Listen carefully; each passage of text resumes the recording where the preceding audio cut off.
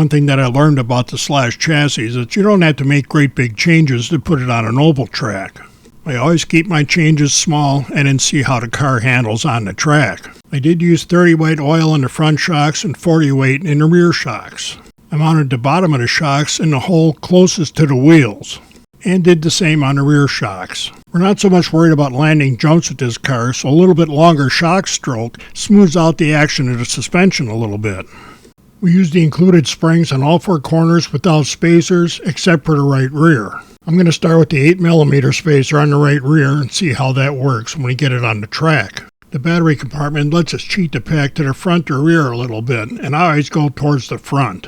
I think that loosens the car up just a little bit, and I like that. The kit comes with this foam block so you can cheat the battery the way we want, so I put this in the back.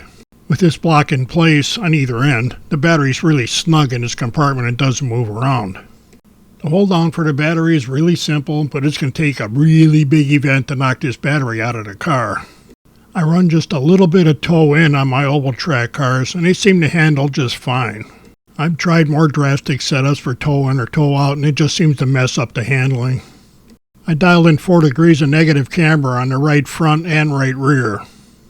I like to start cars like this out with 0 degrees of camber on the left side, just to see how that works. If we change left side camber at all, it might be by a degree or two positive, but that's it. The motor and gearing in my Traxxas Modified works great on my track, so I'm going to run the stock gearing on this car too.